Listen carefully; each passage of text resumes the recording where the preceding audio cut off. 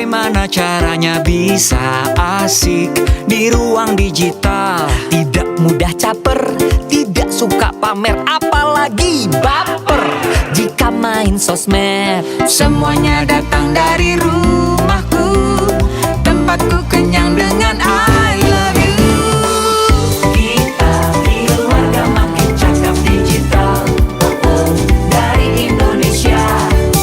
Kita keluarga sangat super bahagia, dari Indonesia. Kita main bersama, belajar sama-sama di dunia nyata dan di dunia digital. Semakin mengerti, semakin hati-hati. Keluarga makin cakap digital.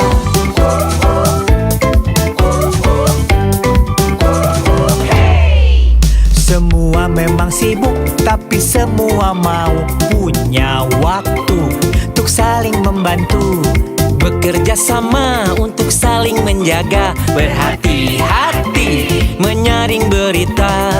Semuanya datang dari rumahku, tempatku kenyang dengan I love you. I love you.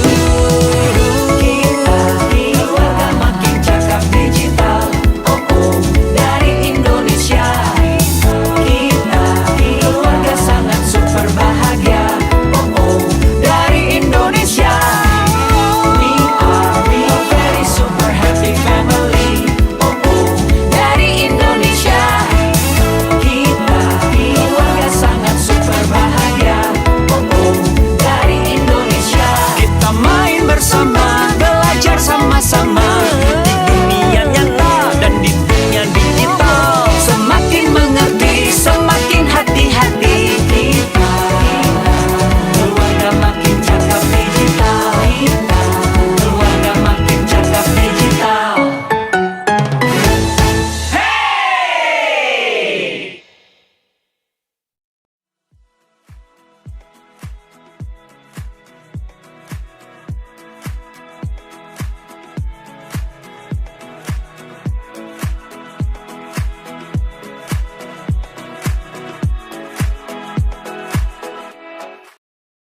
Assalamualaikum warahmatullahi wabarakatuh. Selamat siang semuanya.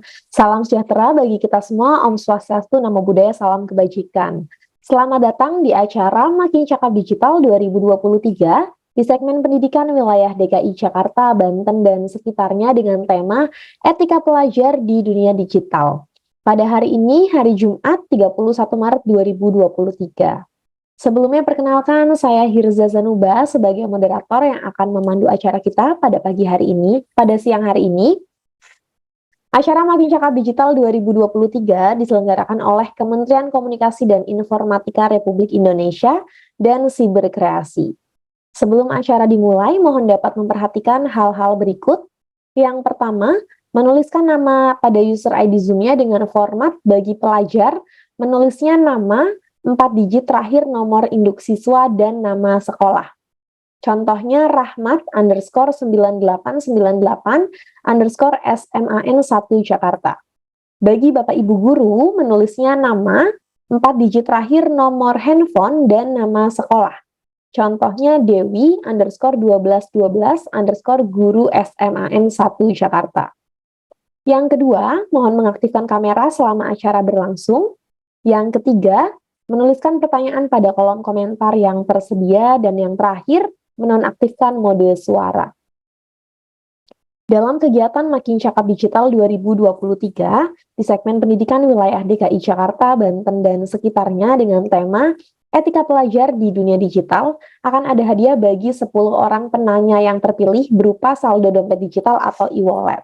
So, pastikan teman-teman yang nonton hari ini menyimak seluruh penjelasan narasumber kita ya.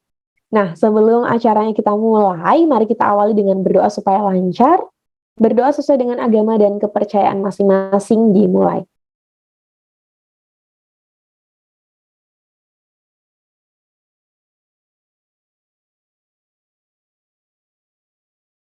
Berdoa selesai. Mari bersama-sama kita menyanyikan lagu kebangsaan Indonesia, Indonesia Raya. Hadirin dipersilahkan dalam posisi sempurna.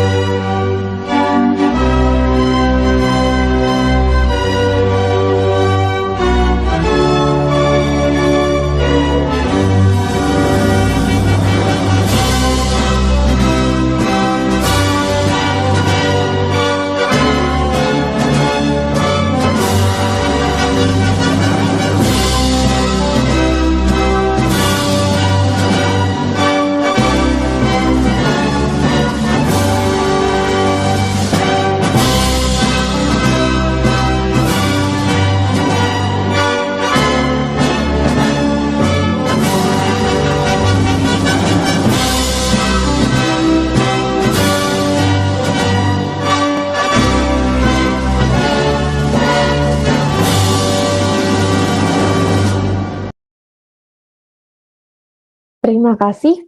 Berikutnya kami persilahkan Bapak Joni G. Plate selaku Menteri Komunikasi dan Informatika Republik Indonesia untuk memberikan kata sambutan.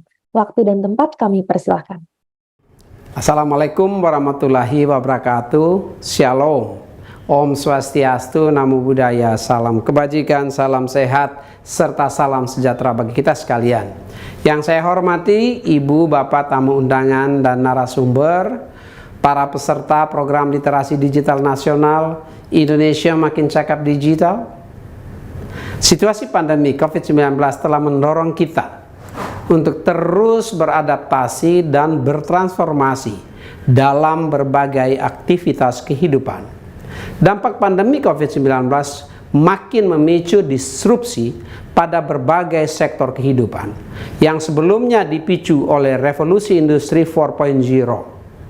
Hal ini terlihat dari semakin majunya teknologi cloud computing, Internet of Things atau IoT, Artificial Intelligence, AI, Big Data Analytics, Advanced Robotics, hingga Virtual Reality, yang telah membawa perubahan di semua bidang kehidupan, termasuk dunia pendidikan. Pandemi telah mendorong inovasi dan digitalisasi sektor pendidikan melalui penggunaan perangkat teknologi digital dan internet selama pembelajaran jarak jauh atau PJJ diterapkan. Tren ini sejalan dengan prediksi pertumbuhan sektor EdTech secara global dengan compound annual growth rate atau CAGR sebesar 16,5% dari tahun 2022 ke tahun 2030 menurut Grandview Research tahun 2022. Di tingkat nasional, APJI mencatat bahwa selama pandemi COVID-19 seluruh responden menjalankan pembelajaran jarak jauh. Oleh karenanya, kualitas jaringan internet menjadi esensial bagi pelaksanaan PJJ. Selain memastikan ketersediaan akses internet di lokasi layanan pendidikan, Kementerian Komunikasi dan Informatika juga berupaya menyiapkan SDM bidang digital dalam menyambut pembelajaran secara daring atau dalam jaring. Di tingkat kemampuan digital dasar, Kementerian Komunikasi dan Informatika secara konsisten menjalankan program literasi digital nasional yang ditujukan bagi para siswa, para mahasiswa, hingga tenaga kependidikan. Kementerian Kominfo juga bekerja sama dengan kampus-kampus dalam menjalankan kuliah kerja nyata bertemakan literasi digital. Ibu, Bapak, hadirin sekalian, sejak dilaksanakan pada tahun 2017, program literasi digital nasional telah menjangkau lebih dari 12,6 juta masyarakat. Pada tahun ini, tahun 2022, setidaknya akan diberikan pelatihan literasi digital kepada 5,5 juta masyarakat. Selain itu, Kementerian Komunikasi dan Informatika juga akan berfokus memberikan literasi digital pada kelompok pendidikan yang dimulai dari siswa kelas 5 sekolah dasar, siswa SMP, siswa SMA dan madrasah, mahasiswa, juga guru dan tenaga kependidikan. Para peserta akan diberikan pelatihan literasi digital berdasarkan pada 4 pilar, yaitu digital skills, digital culture, digital ethics, dan digital safety. Ibu, Bapak, hadirin sekalian, program literasi digital nasional ini akan terus dilaksanakan untuk dapat menjangkau seluruh masyarakat Indonesia hingga ke berbagai pelosok negeri tanpa kecuali. Hal ini perlu dilakukan karena kita tidak boleh meninggalkan seorang pun untuk merasakan manfaat dari agenda transformasi digital nasional. Mari bersama-sama berpartisipasi aktif dalam berbagai kegiatan literasi digital menuju Indonesia terkoneksi, makin digital, makin maju. Terima kasih. Wassalamualaikum warahmatullahi wabarakatuh. Om Santi Santi Santi Om Namo Buddhaya.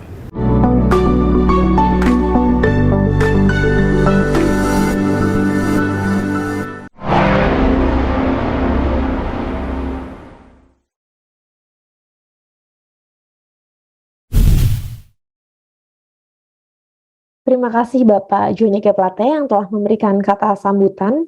Selanjutnya, kami persilakan Ibu Siti Hindun MPD selaku Wakil Kepala Sekolah Bidang Kurikulum SMP Negeri 5 Serang untuk memaparkan materinya kurang lebih 10 menit dan mohon izin Ibu jika waktunya sudah mau habis nanti saya himbau ya Bu ya. Terima kasih. Silakan Ibu Siti Hindun, waktu dan tempat kami persilahkan. Terima kasih Kak. Mohon izin Bapak Ibu semua. Assalamualaikum warahmatullahi wabarakatuh.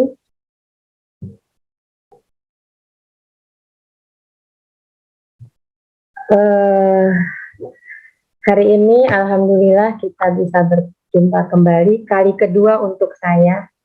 Satu kehormatan untuk saya diundang kembali.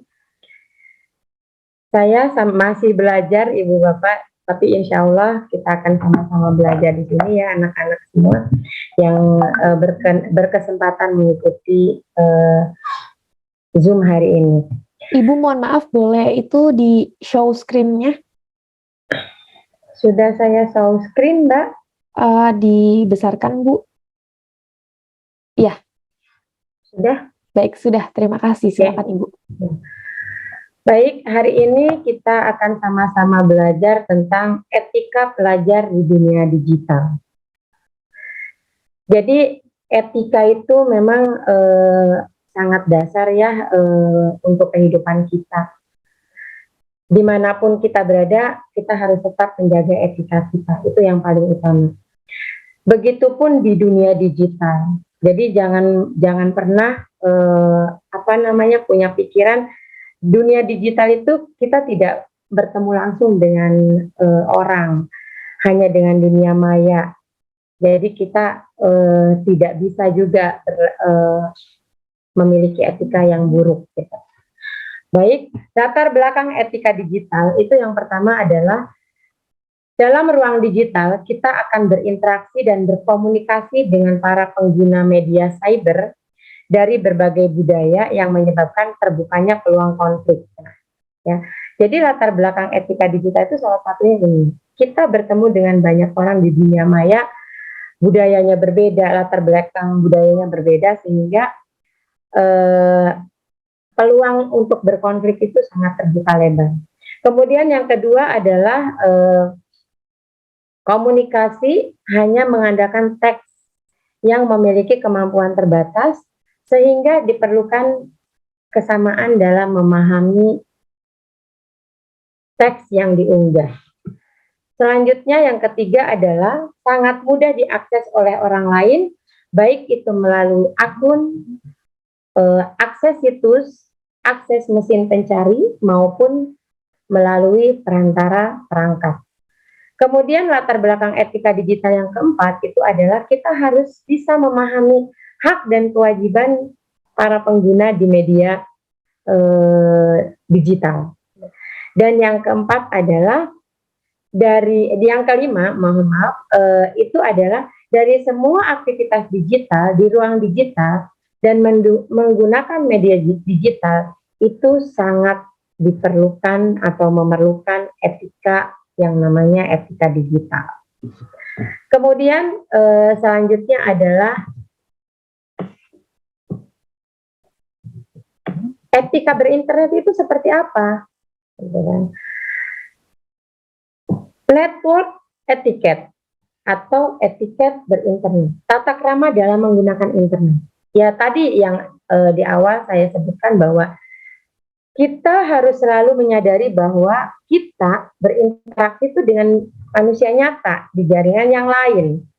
Bukan hanya sekedar dengan deretan karakter huruf di layar monitor, namun dengan karakter manusia sesungguhnya. Sehingga etika itu harus tetap terjaga.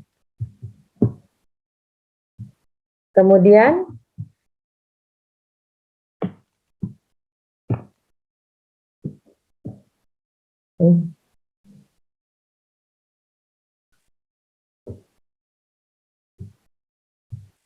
Halo Ibu. Ada kendala Bu? Ada kendala, kenapa nggak bisa dibuka ini share screen-nya ini? Oke, coba kakak admin boleh dibantu di share screen dari studio. Nggak bisa. Boleh di stop share dulu, Bu.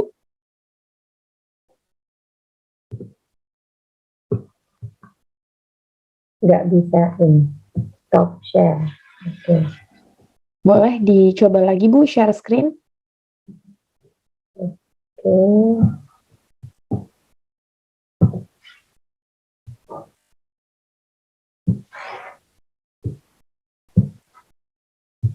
Oke. Oke. Kemudian ruang lingkup etika digital. Yang pertama adalah ada 4 ya ruang lingkup etika itu. Yang pertama adalah kesadaran. Kesadaran melakukan sesuatu itu harus dengan sadar dan memiliki tujuan. Kemudian harus tanggung jawab, kemauan menanggung konsekuensi dari perilakunya. Ya. Kemudian yang selanjutnya adalah kejujuran, integritas.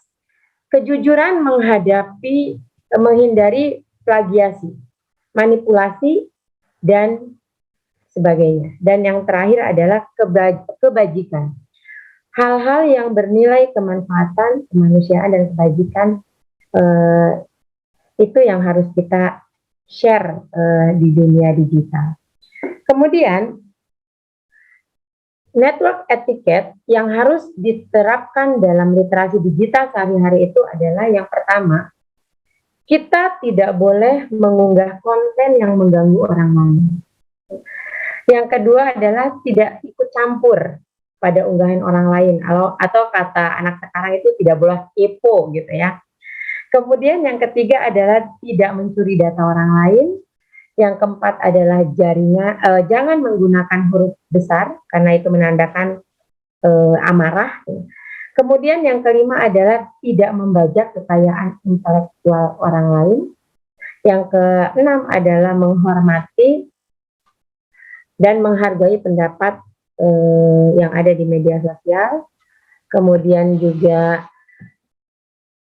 menulis komentar dengan sopan dan juga santun. Yang kedelapan adalah hindari konten-konten sampah atau spam. Ya. Yang kesembilan adalah jangan mudah tergiring opini dengan pendapat atau ujaran orang lain. Dan yang terakhir adalah tidak melakukan perundungan atau bullying secara online. Karena efek dari bullying itu luar biasa berdampaknya terhadap korban. Nah, dari materi yang saya paparkan, ya itu kesimpulannya adalah internet itu anugerah. Kita sangat beruntung ya, karena kalau zaman saya kecil itu tidak ada internet. Tetapi internet juga bisa menjadi bencana, manakala teknologi hanya bisa mengendalikan kita, manusia tanpa jiwa yang beretika. Kemudian juga diperlukan kesadaran, dimulai dari diri sendiri untuk menggunakan internet dengan cerdas dan bijak, agar dampak negatif yang mungkin terjadi itu dapat diminimalisir. Dan yang terakhir adalah, selama kita mengedepankan etika yang baik pada saat berinternet, maka tidak akan timbul masalah di kemudian hari. Justru akan mendatangkan manfaat baik bagi pribadi maupun orang lain. Mungkin itu saja pemaparannya Kak dari saya. Saya akhiri. Assalamualaikum warahmatullahi wabarakatuh. Waalaikumsalam warahmatullahi wabarakatuh. Terima kasih Ibu Siti Hindun atas paparan materinya tadi. Nah, teman-teman, sebelum kita memasuki sesi paparan materi para narasumber, mari sama-sama kita saksikan video 4 jurus semakin cakap digital. Kita tahu kalau tiap harinya di internet itu banyak masalah. Dari adu mulut yang berujung gelut, kena bully sampai ngurung diri, akun medsos kena hack, dan tipu-tipu customer service palsu. Apakah kalian mau jadi salah satunya? Tentunya enggak kan? Makanya, inilah 4 jurus andal biar makin cakap digital. Buat mulanya, inilah jurus pertama.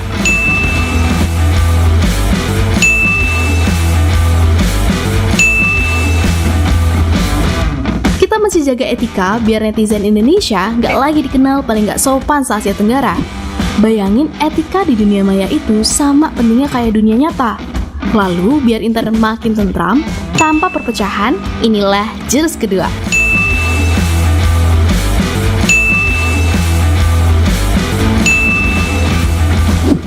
Terapi nilai-nilai Pancasila biar dunia maya nggak jadi medan perang.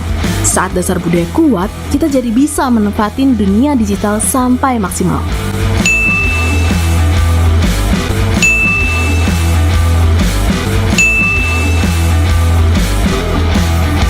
Makanya, di jurus ketiga ini, semakin kita jago, bahkan bisa cari ilmu dan cari uang. Dan saat kejahatan mengancam, kuasai jurus keempat biar tetap aman. Para penipu bakal takluk sama kita.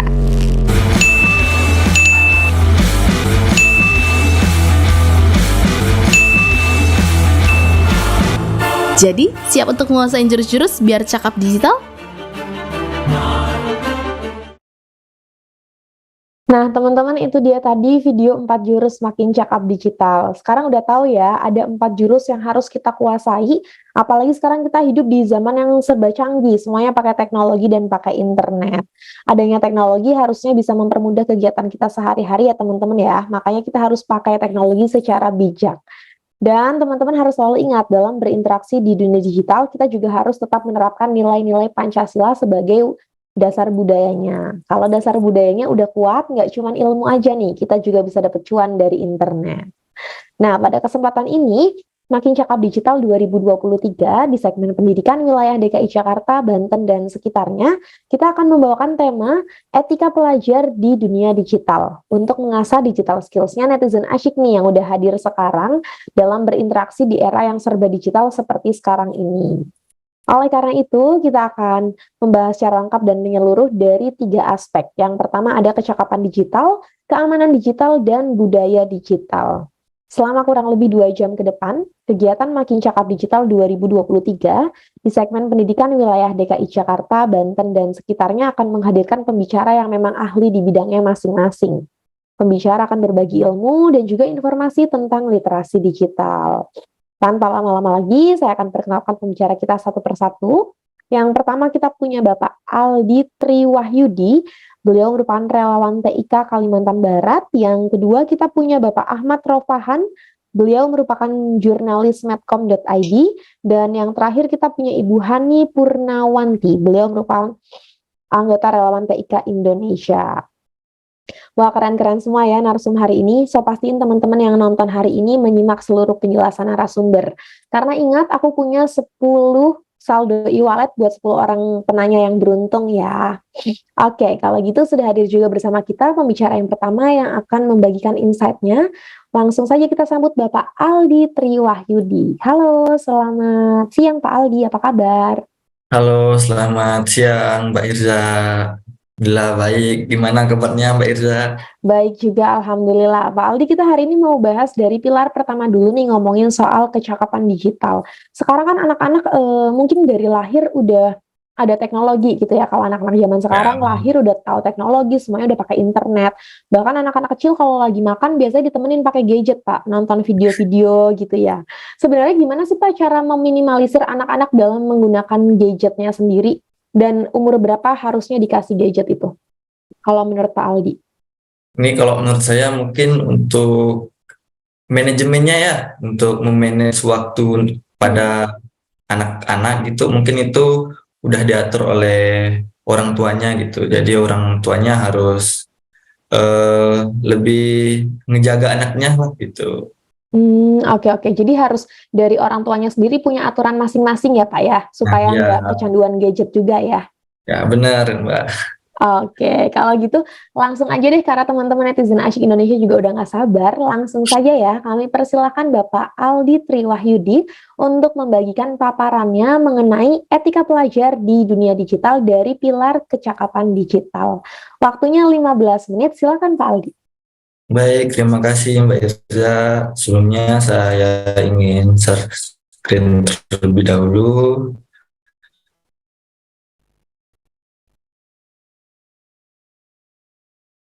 Oke, baik. Saya buka. Assalamualaikum warahmatullahi wabarakatuh. Selamat siang dan salam sejahtera untuk kita semua. Sebelumnya saya ingin menyapa terlebih dahulu para narasumber. Ada Pak Ahmad, ada Teh Hani, lalu juga keynote speaker kita ada Ibu Guru Siti, lalu moderator Mbak Irza. Lalu teman-teman yang hadir pada kegiatan literasi digital di siang hari ini. Sebelumnya saya ingin mengucapkan selamat menaikkan ibadah puasa bagi teman-teman yang berpuasa. Mudah-mudahan puasanya lancar ya.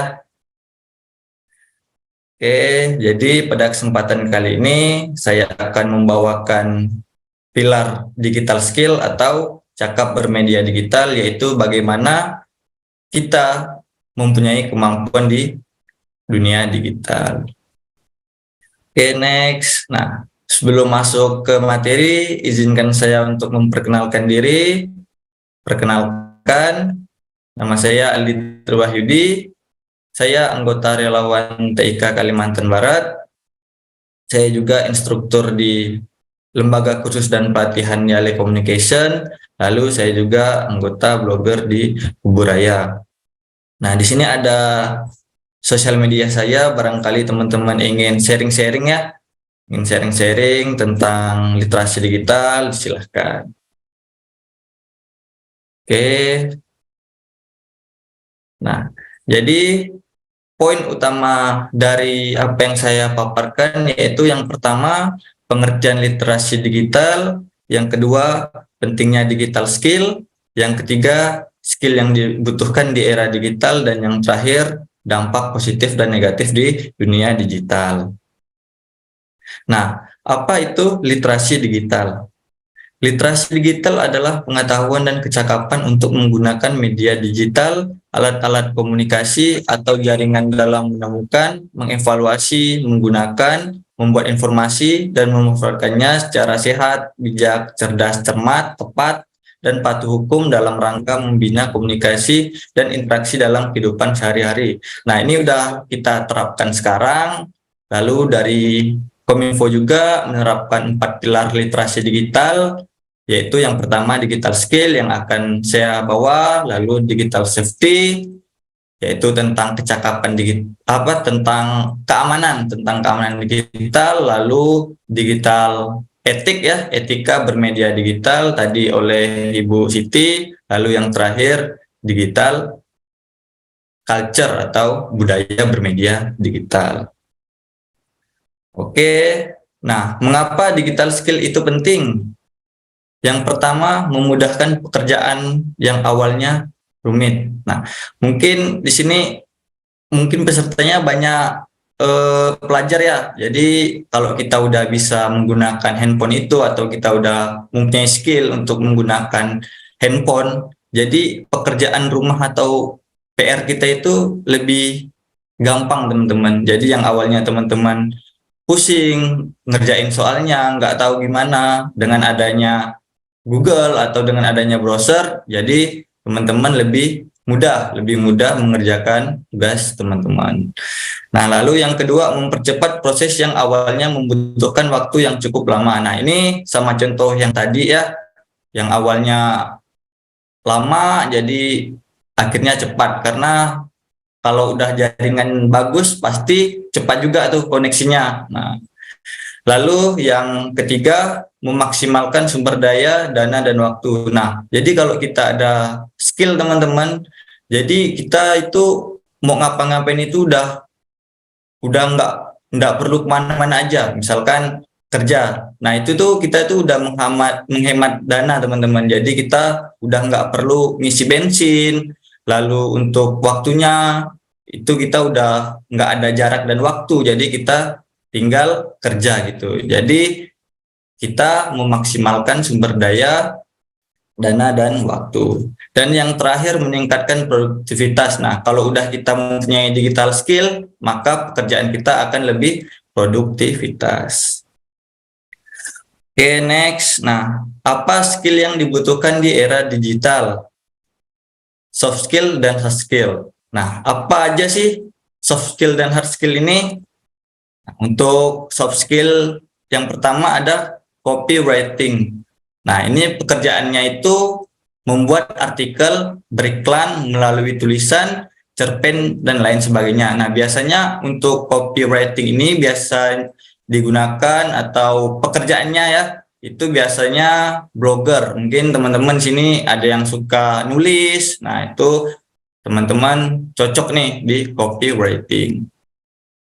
Nah, lalu untuk yang kedua, soft skill ada voice over atau public speaking. Nah, ini yang sedang saya lakukan ya sebagai narasumber, ini termasuk ke dalam public speaking. Sama juga kayak Mbak Hirza, nah itu dia sebagai moderator, itu juga salah satu soft skill dari public speaking. Nah, teman-teman kalau ingin mengasah soft skill-nya bisa. Oke, yang terakhir digital marketing.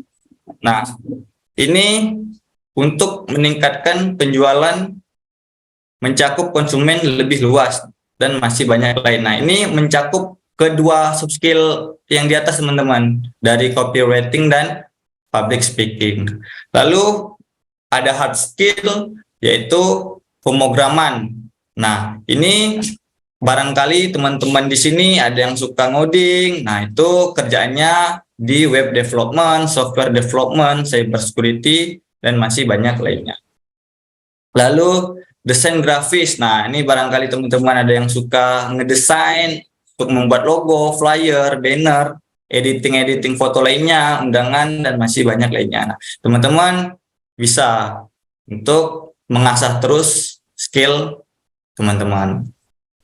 Oke, yang terakhir dari hard skill yaitu editing video, yaitu membuat media promosi film, YouTube, visual effect. Nah, ini biasanya para editor-editor, biasanya pekerjaannya itu konten kreator. Nah, kalau teman-teman suka nonton TikTok, Instagram, Reels tuh ada konten kreator. Nah, itu salah satu hard skill dari editing video.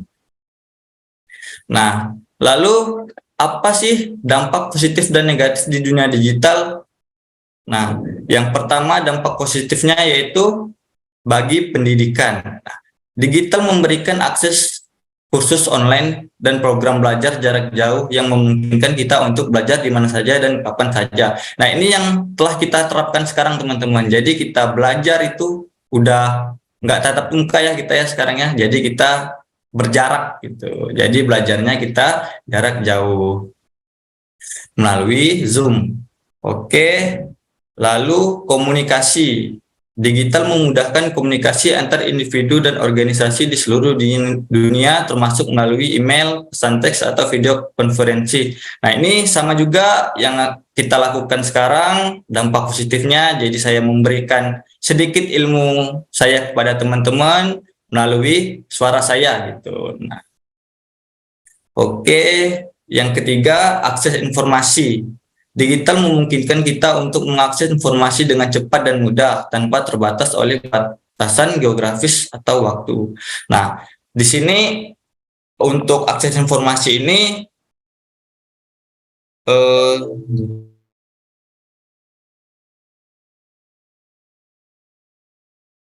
Halo, Pak Aldi. Oke, sepertinya Pak Aldi koneksi internetnya hilang ya. Sambil menunggu Pak Aldi, saya mau remind juga untuk teman-teman netizen Asyik Indonesia, kalau punya pertanyaan boleh ya tulis pertanyaannya di kolom komentar yang tersedia. Nanti formatnya, nama ditujukan untuk siapa pertanyaannya dan isi pertanyaannya apa. Karena akan ada hadiah bagi 10 orang penanya yang terpilih berupa saldo dompet digital atau e-wallet. Dan buat teman-teman yang sudah hadir, jangan lupa untuk mengisi link daftar hadir ya, teman-teman ya. Caranya gampang. Pastikan teman-teman di sini sudah melakukan pendaftaran atau registrasi secara online pada link s.id/litik Jakarta Banten 028 dan mengisi link daftar hadir yang dapat diakses di s.id/litik Jakarta Banten 028 absen. Nanti sertifikat elektroniknya akan dikirimkan ke email masing-masing setelah acara ini selesai. Oke, kita coba panggil Pak Aldinya sudah ada. Halo, Pak Aldi. Oke, sepertinya belum terhubung ya dengan Pak Aldi ya. Kakak admin, kita mau lanjut ke narasumber berikutnya atau gimana? Narasumber yang kedua Bapak Ahmad Rofahan ya. Oke, Bapak Ahmad Rofahan, kalau Oke. saya majukan sekarang sudah siap ya Pak ya? Boleh, silakan. Boleh, kalau gitu langsung saja ya kita sambut Bapak Ahmad Rofahan. Apa kabar Bapak?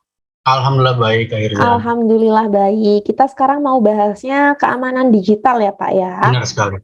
Kalau Bapak tahu, akhir-akhir ini kan lagi banyak isunya nih Pak.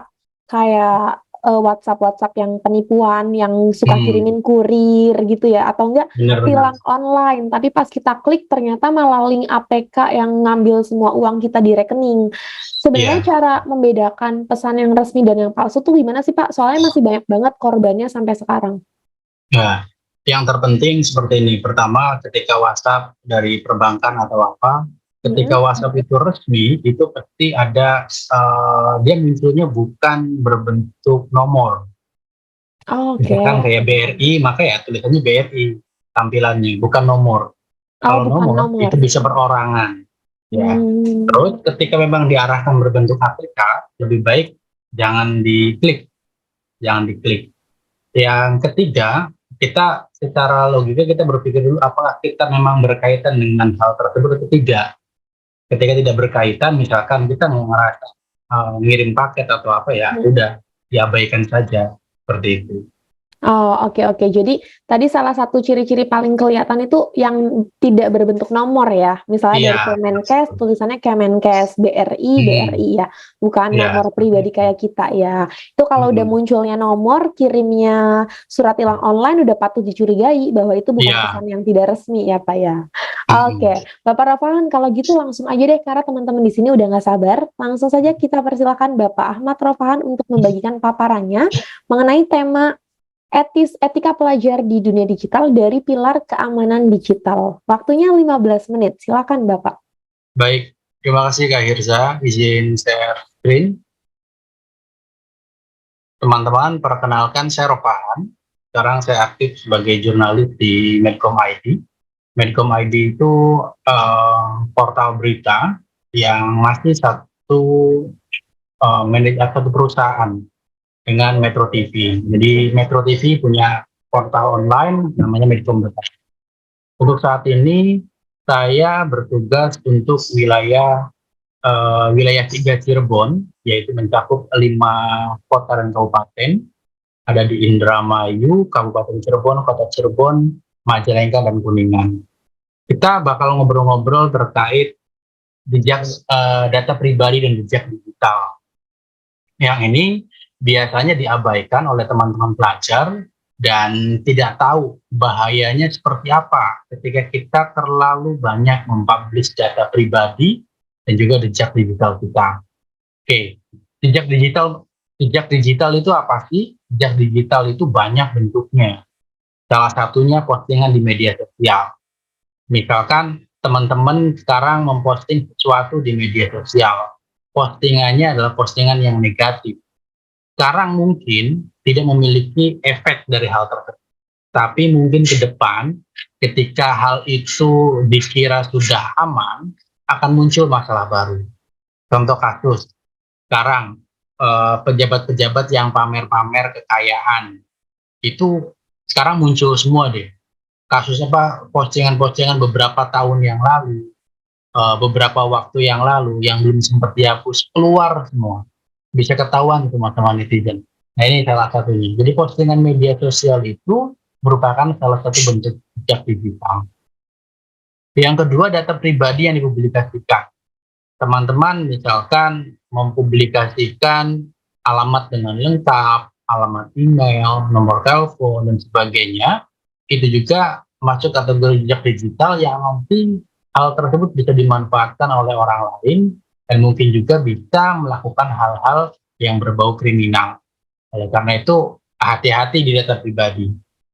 Yang ketiga, pencarian Google. Pencarian Google juga masuk dalam jejak digital. Kita bisa mengetahui karakter seseorang, siapa orang itu, berkomunikasi dengan siapa, salah satunya dengan dilihat dari pencarian Google.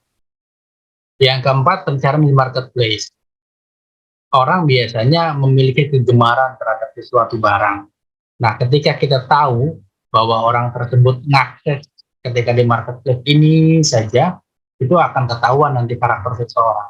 Bahkan kalau kita mengakses di marketplace secara tidak sengaja, ketika kita mengakses di aplikasi lainnya, baik itu di medsos atau di portal atau yang lainnya, maka nanti akan munculnya adalah iklan sesuai dengan barang yang sedang kita cari di marketplace tersebut.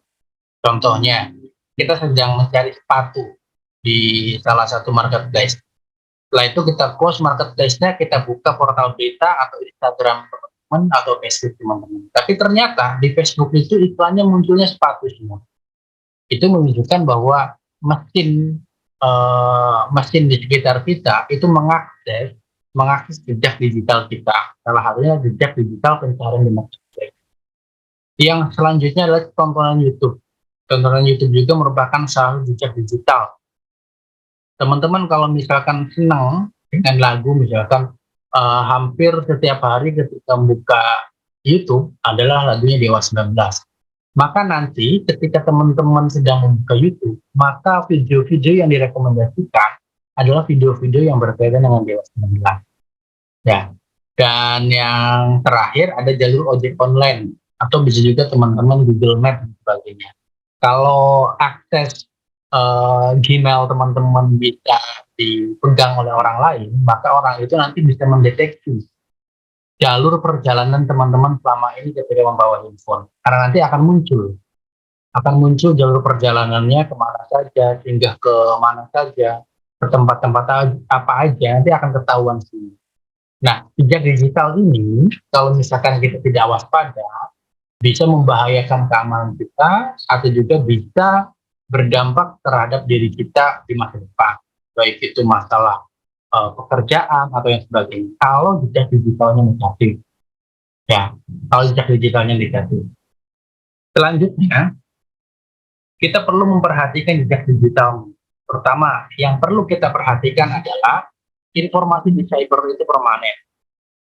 Permanen seperti apa sih? Permanen bisa saja nggak bisa dihilangkan. Karena kadang-kadang history itu tetap muncul, cookies itu tetap muncul.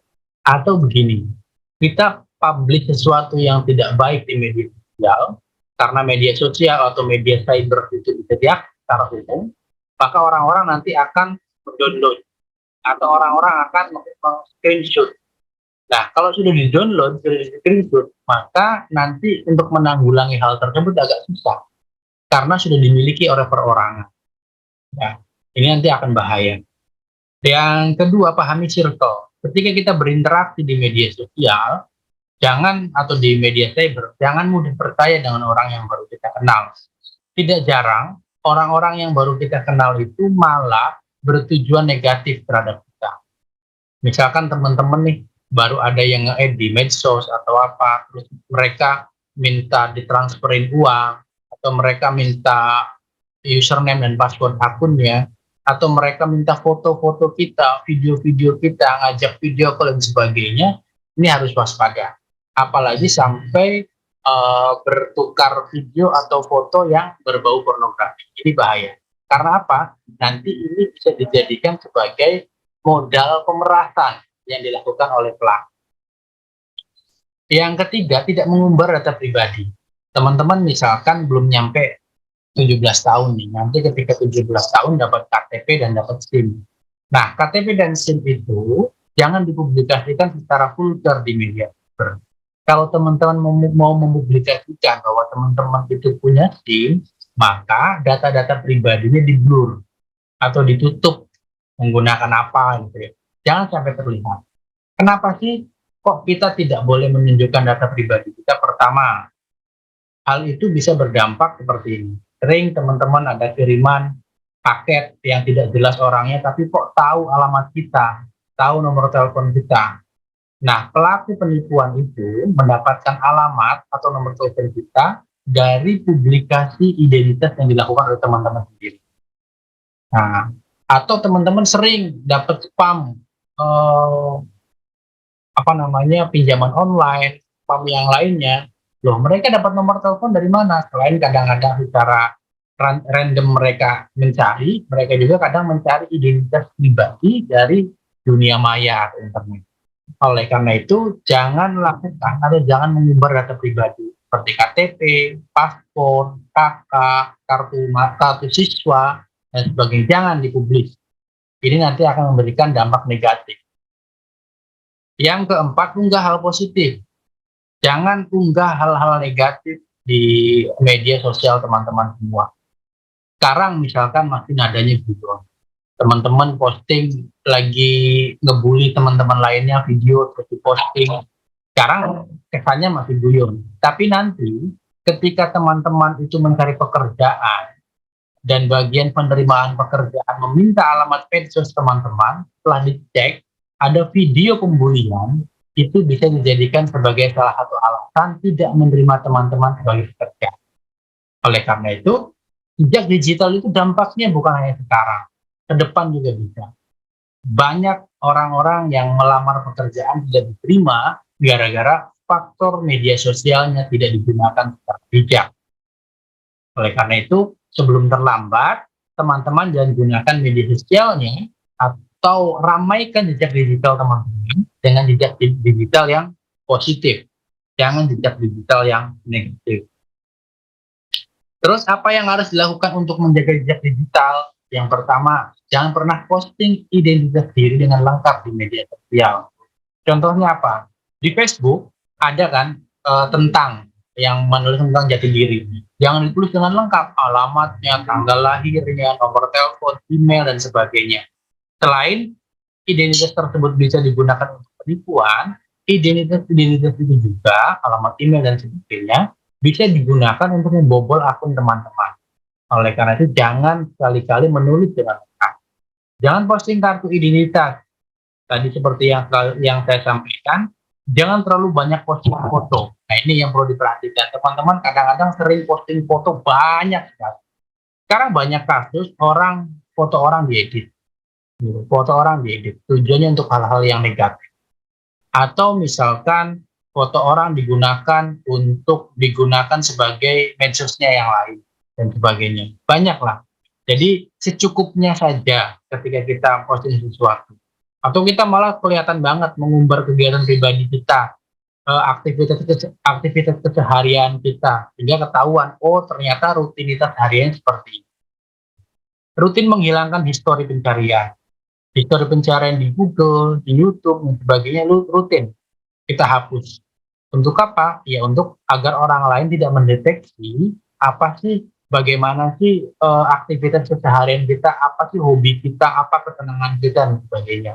Karena ketika kita ketahuan terkait aktivitas kita, hobi kita, maka nanti akan ketahuan kepribadian kita juga seperti apa, aktivitasnya apa, rekan-rekannya siapa aja akan ketahuan.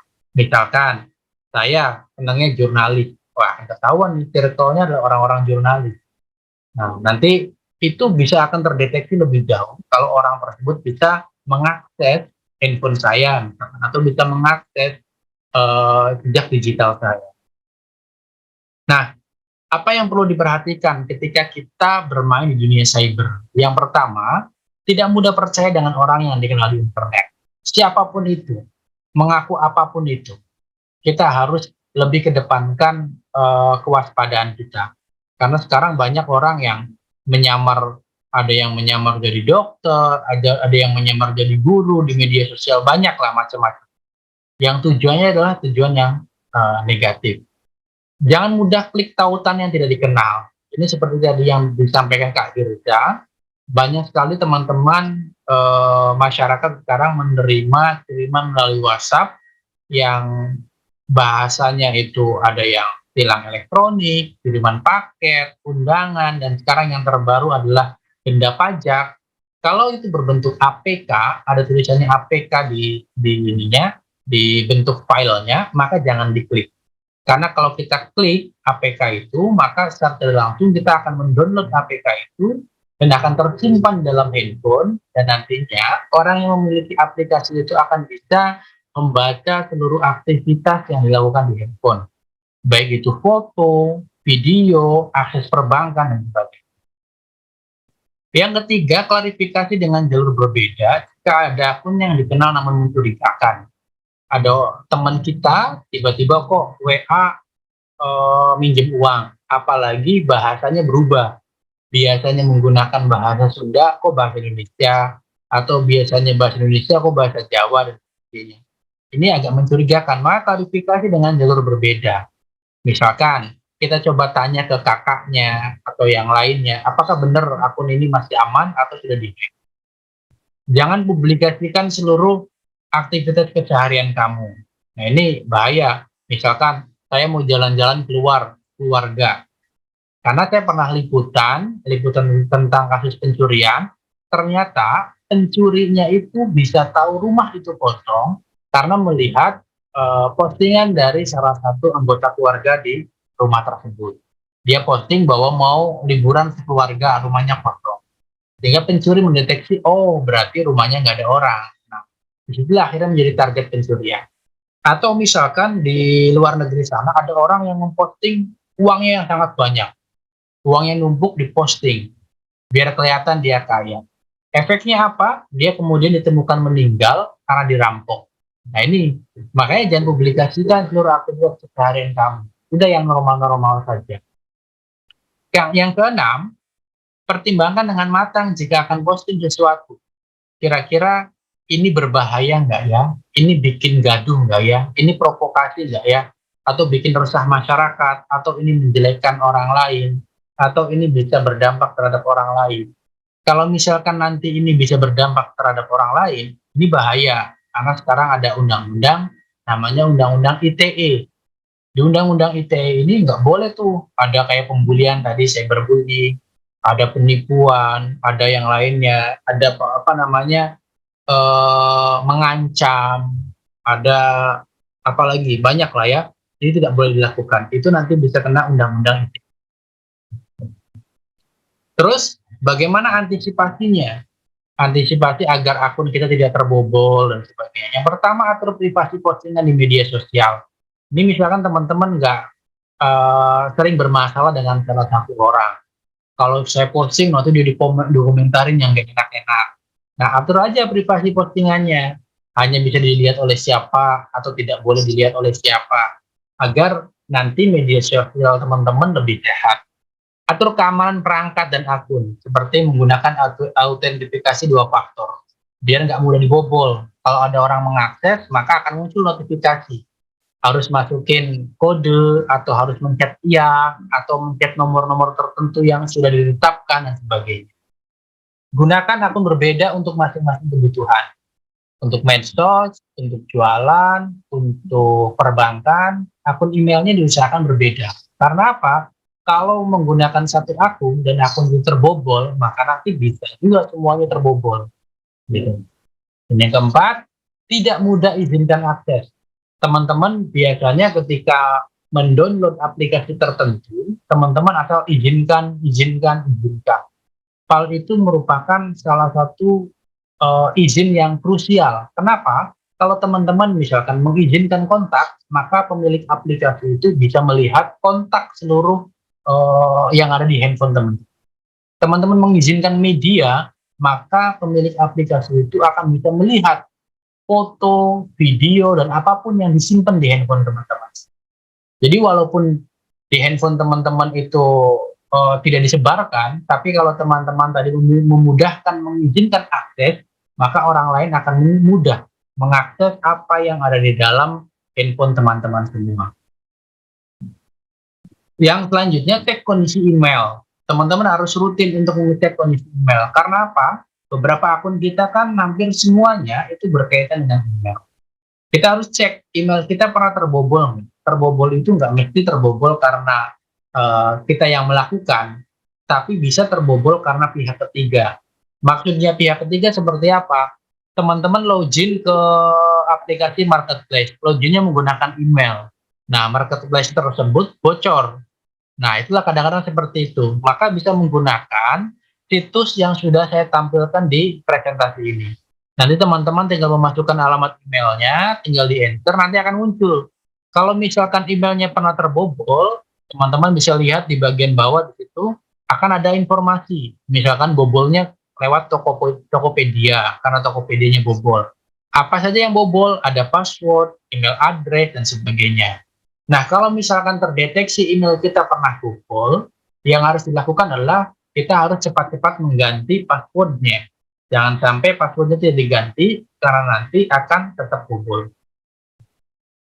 Nah, bagaimana kita memperlakukan password?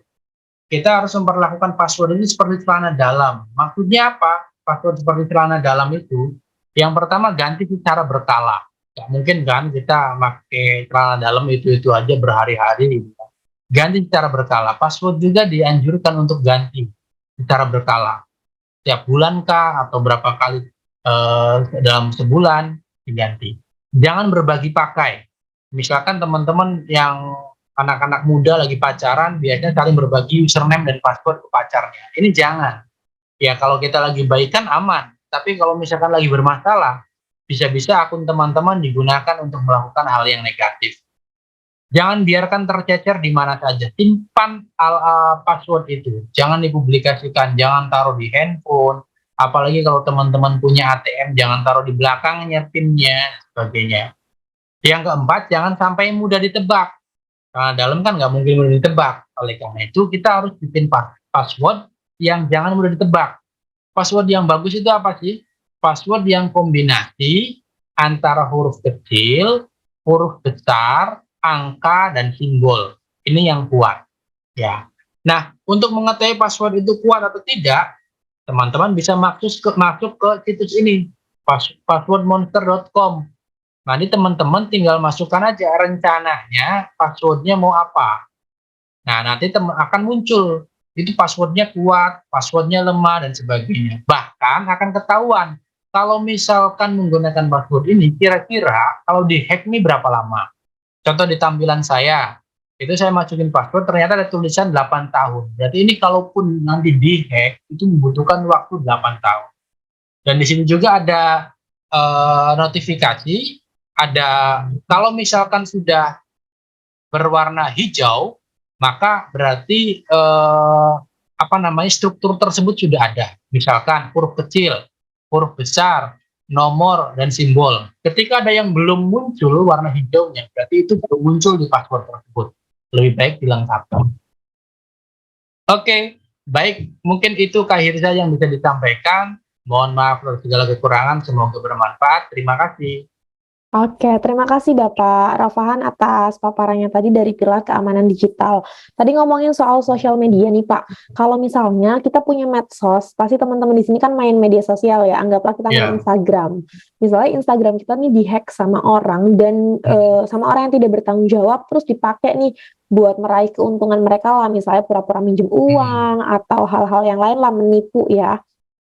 Ada nggak sih tindak pidana buat pelaku? Dan ada juga nggak perlindungan buat kita si pemilik akun medsosnya yang dihack itu?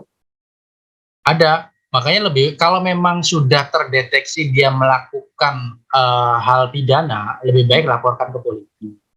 Untuk antisipasinya, biasanya kan kalau pertemanan ya masih di internal kita, maka kita bikin status di akun yang lain bahwa memang akun itu bukan berada di wilayah kewenangan kita.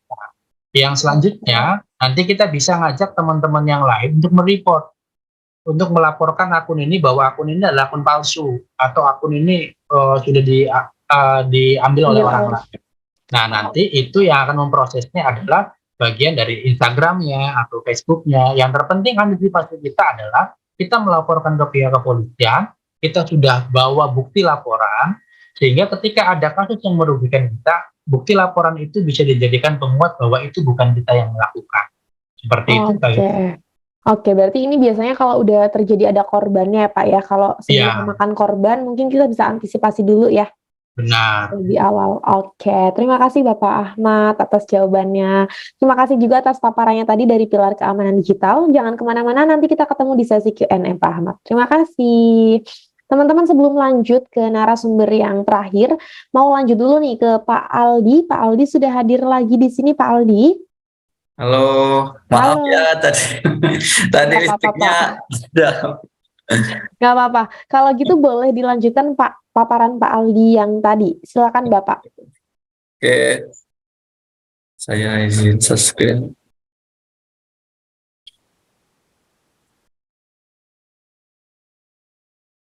Oke, sebelumnya saya minta maaf ya teman-teman karena tadi memang listrik di rumah saya itu padam tadi. Oke, ini saya lanjutkan tadi ya, yaitu apa sih dampak positif dan negatif di dunia digital. Nah, yang pertama yaitu dampak positif. Pendidikan atau pembelajaran. Digital memberikan akses kursus online dan program belajar jarak jauh yang memungkinkan kita untuk belajar di mana saja dan kapan saja. Nah, ini yang saya ulangi lagi ya, kali ya, yaitu yang sedang kita lakukan, yaitu kita dapat belajar bersama sekarang melalui via Zoom. Lalu komunikasi digital memudahkan komunikasi antar individu dan organisasi di seluruh dunia, termasuk melalui email, pesan teks, atau video konferensi. Nah, komunikasi ini sendiri biasa sering kita lakukan di grup teman-teman. Nah, misalkan ada grup guru IPA gitu. Nah, itu salah satu dampak positif kita untuk berkomunikasi di dunia digital. Nah, yang ketiga, akses informasi. Digital memungkinkan kita untuk mengakses informasi dengan cepat dan mudah tanpa terbatas oleh batasan geografis atau waktu. Nah, ini biasanya sering dilakukan oleh para konten kreator untuk menginformasikan, misalkan ada kejadian apa, entah misalkan kejadian bencana alam dan lain sebagainya. Jadi ini salah satu fungsi atau dampak positif dari akses informasi. Lalu yang keempat, media hiburan. Digital memungkinkan kita untuk menikmati berbagai bentuk hiburan seperti musik, film, dan game dengan mudah dan murah. Nah, ini sering ya teman-teman di sini nge-scroll Instagram, nge-scroll TikTok. Nah, itu kadang banyak konten kreator yang membuat hiburan komedi ya. Nah, jadi itu membuat kita senang teman-teman, membuat kita happy. Nah, itu salah satu dampak positif dari dunia digital. Dan yang terakhir, pekerjaan. Digital memungkinkan kita untuk bekerja dari jarak jauh dan menghemat waktu dan biaya perjalanan. Nah, ini misalkan teman-teman ada skill desain atau skill mengedit video. Nah, itu juga salah satu dampak positifnya teman-teman. Jadi pekerjaan kita itu bisa dari jarak jauh. Oke, nah lalu dampak negatifnya apa? Yang pertama, kecanduan. Digital dapat menyebabkan kecanduan pada media sosial, game online, atau internet yang dapat mempengaruhi kesehatan mental dan fisik kita. Nah, jadi di sini kita harus mengatur waktu kita, kapan kita harus main game, kapan kita harus membuka sosial media kita, kapan kita harus menonton TikTok dan lain sebagainya. Nah, jadi kita itu harus mengatur teman-teman. Jadi jangan sampai selama 24 jam itu kita online terus main game terus. Nah, itu jadi kita harus mengaturnya teman-teman agar tidak kecanduan. Lalu dampak negatif berikutnya yaitu cyberbullying. Nah, digital memungkinkan mudahnya tingkat penghinaan atau pelecehan secara online yang dapat merugikan kesehatan mental seseorang. Nah, ini pesan saya untuk teman-teman, janganlah misalkan ada ngelihat postingan teman-teman yang selfie, lalu teman-teman mengkomen, nah itu teman-teman harus jagalah. Lalu dampak negatif berikutnya yaitu keamanan data. Nah, ini yang disebutkan dari Pak Ahmad tadi, kita harus selalu menjaga data pribadi kita. Lalu yang keempat, pengaruh negatif di kehidupan nyata. Digital memungkinkan mudahnya akses ke konten negatif seperti pornografi, kekerasan, dan perjudian yang dapat merusak kesehatan mental dan moral. Nah, jadi kebiasaan kita di dunia digital teman-teman itu jangan sampai kita bawa ke dunia nyata. seperti contoh pornografi, kekerasan, dan perjudian. Nah, kalau bisa kita harus, ya itulah tadi, harus kita atur, harus kita jaga bagaimana kita bermedia sosial yang baik. Lalu yang terakhir, kurangnya interaksi sosial. Digital dapat mengurangi interaksi sosial di dunia nyata dan menyebabkan isolasi dan kesepian. Nah, ini sering dilakukan nih teman-teman. Jadi misalkan kita di grup WA, kita ajak teman kita ngumpul, bukan ngumpul kita, malahan sibuk sendiri main game, sibuk sendiri nge-scroll. Nah, jadi dampak negatifnya yaitu kurangnya interaksi sosial, teman-teman. Nah, kesimpulan yang dapat kita ambil dari materi ini yaitu manfaatkan dunia digital sebaik mungkin, selalu gali dan asah minat potensi yang ada di dalam diri teman-teman sendiri, teruslah berusaha dan berlatih. Jangan pernah ada kata bosan untuk belajar. Nah, untuk modul Cakap Bermedia Digital atau Digital Skill ini, teman-teman bisa download atau unduh di literasidigital.id. Teman-teman juga bisa follow Instagram Siberkreasi. Mungkin hanya itu yang dapat saya sampaikan. Mohon maaf jika ada salah kata. Saya akhiri, wabillahi taufiq wal hidayah. Wassalamualaikum warahmatullahi wabarakatuh. Waalaikumsalam warahmatullahi wabarakatuh. Terima kasih Pak Aldi atas paparannya tadi dari pilar kecakapan digital. Ngomongin soal kecakapan digital nih Pak, kan gak jauh-jauh dari penggunaan teknologi. Apalagi waktu pandemi ini anak-anak sempat sekolah online. Ya, Guru-gurunya juga harus adaptasi yang namanya sekolah online. Tapi masih ada loh Pak beberapa guru yang kurang menguasai penggunaan teknologi. Sebenarnya hal apa sih yang harus dilakukan untuk meningkatkan pemahaman guru tentang teknologi? Terutama biasanya Bapak Ibu guru yang sudah sepuh ya. Ya, benar sekali Pak. Banyak dari guru-guru kita itu yang udah ketinggalan zaman gitu ya. Nah, itu sebenarnya nggak boleh langsung nyerah gitu. Apalagi kemarin COVID kan, jadi apa-apa harus online. Nah, itu untuk cara mengatasinya mungkin si guru tersebut bisa belajar dari anaknya atau pihak keluarga untuk diberikanlah literasi sedikit untuk guru tersebut agar lebih bisa atau lebih bisa mengikuti zaman lah gitu, mengikuti teknologi terkini.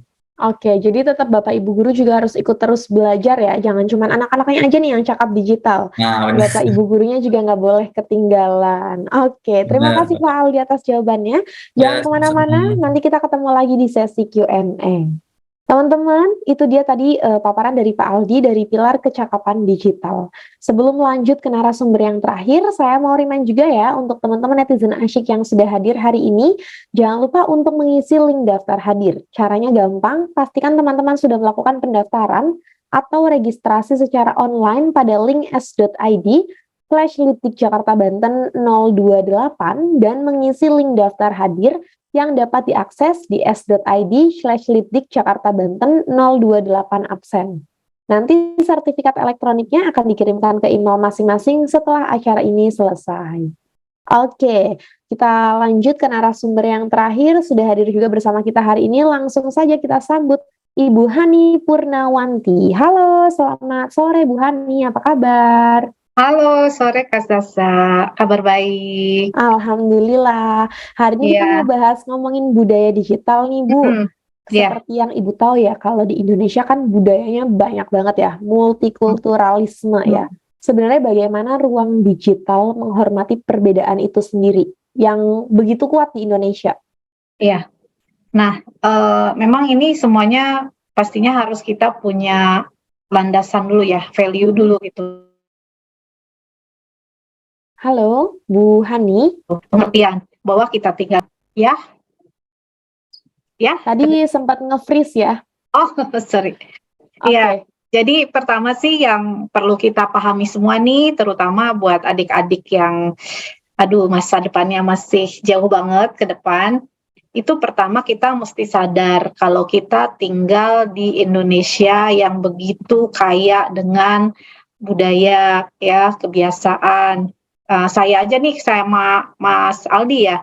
Mas Aldi itu di Kalimantan Barat loh. Nah, sementara saya di Jawa Barat. Jadi kita mesti paham kita tuh macam-macam ya budayanya. Dan ketika di ruang digital itu kan otomatis kita ketemu nih dari manapun. Banyak kebiasaan dari satu tempat dan tempat lain itu sebenarnya berbeda kan. Nah, tapi kita tetap jangan langsung ngejudge bahwa apa yang dilakukan secara berbeda di tempat lain itu buruk. Karena kita tidak tahu latar belakangnya kan, dan tidak tahu asal-usul akar budaya dari masing-masing tempat itu seperti apa. Lebih baik kita pelajari, karena internet juga udah dunia yang sangat, udah library luar biasa ya, perpustakaan informasinya ya. gitu. Jadi lihat, pelajari. Dengan begitu, saya yakin rasa cinta kita sama tanah air Indonesia yang begitu kaya ini makin tinggi. Dan pastinya belajar juga bikin konten yang untuk menularkan rasa sayang kita sama Indonesia kayak gitu. Oke, jadi yang paling penting harus tahu value-nya dulu ya. Serta nilai-nilai Pancasila. Mungkin nanti detailnya ada di paparannya Ibu Hani. Kalau gitu langsung saja ya kami persilahkan Ibu Hani untuk membagikan paparannya mengenai etika pelajar di dunia digital dari pilar budaya digital. Waktunya 15 menit. Silakan Ibu. Iya, terima kasih Kak. Saya mulai ya. Hai adik-adik semua yang ada di sini, masih pada seger ya, walaupun puasa, kita ngabuburit bareng nih. Sudah tampak kan? Oke. Nah, ini adalah waktu yang sebenarnya udah kerip-kerip ya, ngantuk, tapi mudah-mudahan jadi makin semangat, karena kita akan bahas tentang budaya bermedia digital. Spesifiknya tentang hak warga digital. Nah, adik-adik ini juga pastinya menjadi warga digital ya sekarang. Perkenalkan, saya Hani. Saya saat ini sebagai pengurus pusat relawan TIK, juga sudah menjadi narasumber sejak 2020 sebenarnya, dan aktif di relawan TIK Goes to School, yaitu kita jalan bareng meliterasi digital siswa-siswi sekolah, Bapak Ibu guru ke sekolah-sekolah. Itu sudah dijalankan dari 2013. Ini konteks saya ya, kalau misalnya nanti ada yang mau tanya atau sharing-sharing. Nah, latar belakang adanya pilar budaya digital adalah di mana saat ini adanya tantangan budaya digital ya, adik-adik, seperti satu, mengaburnya wawasan kebangsaan, menipisnya kesopanan dan kesantunan, menghilangnya budaya Indonesia, di mana media digital sendiri saat ini sudah menjadi panggung budaya asing ya. Lalu minimnya pemahaman akan hak-hak digital, kebebasan berekspresi yang kebablasan, berkurangnya toleransi dan penghargaan pada perbedaan, menghilangnya batas-batas privasi, dan terakhir pelanggaran hak cipta dan karya intelektual. Jadi secara globalnya itu yang kelihatan, sampai ada survei yang menyebutkan bahwa netizen Indonesia termasuk yang tidak sopan ya sedunia, ada ratingnya tuh. Nah, ini itu juga menjadi landasan kenapa kita harus balik lagi pada tantangan budaya digital ini. Nah, diharapkan setelah kita belajar bareng-bareng ya hari ini adik-adik, kita bisa meningkatkan kompetensi budaya bermedia digital kita. Budaya bermedia digital merupakan kemampuan individu dalam membaca, menguraikan, membiasakan, memeriksa, dan membangun wawasan kebangsaan, nilai Pancasila, dan Bhinneka Tunggal Ika dalam kehidupan sehari-hari. Jadi balik ya, budayanya kita itu budaya Pancasila dan Bhinneka Tunggal Ika. Bhinneka Tunggal Ika, tahu dong ya artinya apa ya, udah pada belajar pasti. Nah, kita tuh juga diharapkan punya kompetensi, yaitu punya pengetahuan dasar akan nilai Pancasila dan Bhinneka Tunggal Ika sebagai landasan kecakapan digital dalam kehidupan berbudaya, berbangsa, dan bernegara. Jadi sebagai warga net pun harus mikirin nih, harus ingat bahwa kita harus punya pengetahuan tentang nilai Pancasila. Terus menjadi pelaku digitalisasi kebudayaan melalui pemanfaatan TIK. Nah, saking tadi saya cerita di depan ya, kan sharing sama Kak Zaza, di sana saya katakan ketika kita sudah menyukai sesuatu, mencintai sesuatu, tentang apa yang kita sayangi, sukai, jadi mulai melakukan digitalisasi atau arsip, dokumentasi. Nah, terus pengetahuan dasar yang mendorong perilaku mencintai produk dalam negeri dan kegiatan produktif lainnya. Nah, kalau memang kita punya nilai Pancasila dan Bhinneka Tunggal Ika dalam kehidupan sehari-hari, termasuk bermedia digital, kita juga pasti akan lebih mencintai produk dalam negeri dan melakukan kegiatan produktif yang meningkatkan value di Indonesianya sendiri. Dan terakhir, pengetahuan akan hak digital. Baik, nah jadi disimpulkan bahwa budaya digital kita budaya Pancasila ya adik-adik, di mana kita menjadikan nilai Pancasila dan Bhinneka Tunggal Ika sebagai landasan kecakapan digital. Nah, terus gimana sih, ribet banget ya kayaknya Pancasila di digital tuh kayak apa sih? Nah, ini ada uraiannya. Jadi kita lihat kan silanya dulu nih di ruang digital. Nah, sila pertama nilai utamanya adalah cinta kasih, di mana kita saling menghormati perbedaan kepercayaan di ruang digital ya. Jadi kalau udah beda kepercayaan bukan berarti musuh, bukan berarti beda itu salah, bisa jadi karena beberapa pengetahuan kita tidak sama. Terus nilai utamanya adalah kesetaraan untuk sila kedua, yaitu memperlakukan orang lain dengan adil dan manusiawi di ruang digital. Lalu sila ketiga, nilai utamanya adalah harmoni, di mana kita mengutamakan kepentingan Indonesia di atas kepentingan pribadi atau golongan selama di ruang digital. Sila keempat, nilai utamanya adalah demokratis, di mana kita bisa memberi kesempatan kepada setiap orang untuk berekspresi dan berpendapat di ruang digital. Dan terakhir, sila kelima, nilai utamanya adalah gotong royong, ya, di mana kita bersama-sama membangun ruang digital yang aman dan etis bagi setiap pengguna. Jadi, kebayang ya, begitu nyamannya kita berada di dunia digital, di ruang digital, ketika kita juga menjaga nilai Pancasila dalam perilaku kita sehari-hari. Nah, karena kita sekarang mau ngebahas hak warga digital ya, adik-adik, saya sekilas aja kembali dulu nih ke hak asasi manusia. Jadi landasannya dulu. Nah, hak asasi manusia ini adalah hak yang dilindungi secara internasional, yaitu Deklarasi PBB, seperti hak untuk hidup, hak kemerdekaan, hak untuk memiliki, dan hak untuk mengeluarkan pendapat.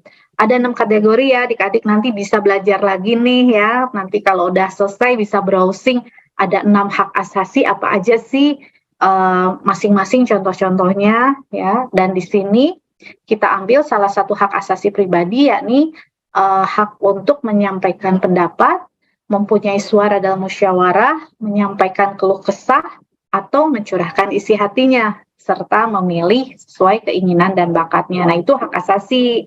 Jadi kalau adik-adik sekarang lagi menentukan cita-cita pun, ini coba sambil disimak ya, hak-haknya tuh apa gitu. Nah, karena kita bicara tentang digital, jadi tidak lepas juga dari informasi dari teori transformasi digital ya, yakni proses perubahan ke masa depan yang didasari oleh pemanfaatan TIK yang secara signifikan untuk memberikan nilai tambah dalam kehidupan sehari-hari. Jadi ada 3 komponen nih dalam transformasi digital: teknologi, adaptasi, dan akhirnya budaya untuk membantu peningkatan nilai tambah dalam kehidupan sehari-hari. Lalu untuk kita sendiri sebagai manusia, itu adalah orang-orang yang terlibat, yang menjadi aktornya, perlu melakukan adaptasi.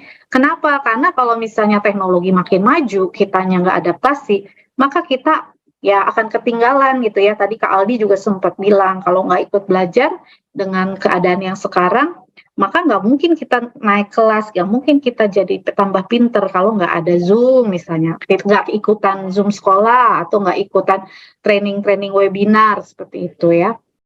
Dan akhirnya apa yang sudah kita lalui sama-sama itu bisa menjadi budaya ketika kita mulai lakukan secara bertahap menjadi kebiasaan.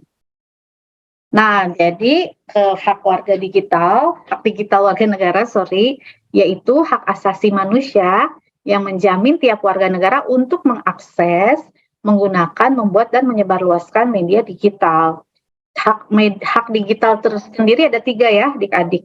Hak untuk mengakses, yaitu hak untuk mengakses internet, otomatis harus mendapatkan infrastruktur, kepemilikan dan kontrol layanan penyedia internet, serta kita terbebas dari kesenjangan digital dan adanya kesetaraan akses antar gender. Jadi laki perempuan sebenarnya sama hak aksesnya untuk ke dunia digital itu tidak dibatasi ya. Terus hak untuk berekspresi, yaitu hak adanya jaminan atas keberagaman konten, di mana kita bebas menyatakan pendapat dan menggunakan internet dalam menggerakkan masyarakat sipil. Dan terakhir adalah hak untuk rasa aman. Jadi tadi hak akses, hak ekspresi, dan hak untuk rasa aman. Nah, hak untuk rasa aman ini berarti kita saat menggunakan media digital, kita terbebas dari penyadapan atau pemantauan yang berlebihan tanpa landasan hukum tentunya ya. Tentu perlindungan atas privasi dan aman serta nyaman dari penyerangan daring. Nah, tadi setelah dikatakan hak asasi manusia banyak ya, terus hak digital kita juga ternyata wow banget, kita bisa bebas. Nah, apakah itu berarti kita bebas banget, sesuka-suka kita, lapak-lapak kita, kan suka ada yang gitu ya, diperingatkan juga, ini punya saya kok gitu. Nah, sebenarnya adik-adik nih ya, yang, saya selalu excited nih kalau sama adik-adik, karena masa depannya masih cerah banget ke depan. Jadi pastikan waktu membuat karya di media digital itu tetap menjaga hak atau reputasi orang lain ya. Dan kedua, menjaga kenyamanan nasional atau ketertiban masyarakat atau kesehatan atau moral publik. Jadi ingat, disitulah kita mesti jaga. Dan saat ini, apapun tadi Kak Rokan juga cerita, kita kan apapun yang ada di internet itu menjadi jejak digital. Pastikan tidak melakukan posting sesuatu yang bersifat pornografi, apalagi pornografi anak ya. 2, penyebaran ujaran kebencian. 3, hasutan untuk membinasakan. Dan yang keempat, advokasi yang memicu diskriminasi. Nah, itu tadi batasan-batasannya. Jadi meskipun kita ada hak, tetap kewajiban kita juga menjaga hak-hak orang lain.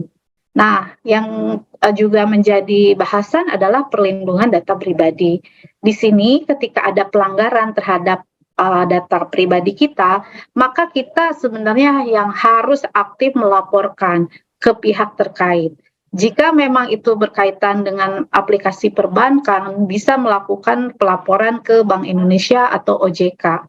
Dan juga jangan lupa publikasikan pengalaman kita itu di media sosial sebagai bagian dari memproteksi orang lain, jangan sampai mereka mengalami hal yang buruk seperti yang kita alami. Nah, dan pastikan ya adik-adik, sekarang itu eranya serba sensitif. Jadi kalau misalnya kita mendapatkan perlakuan tidak baik, lalu kita melaporkan seseorang karena merasa terganggu, itu kalau misalnya kita salah-salah menyampaikannya, bisa jadi malah jadi bumerang. Kita mungkin yang dituduh mencemarkan nama baik gitu ya. Jadi sebaiknya apapun yang kita lakukan ketika hak-hak kita terlanggar, maka yang kita lakukan adalah kumpulkan eviden-eviden, bukti-bukti gitu ya.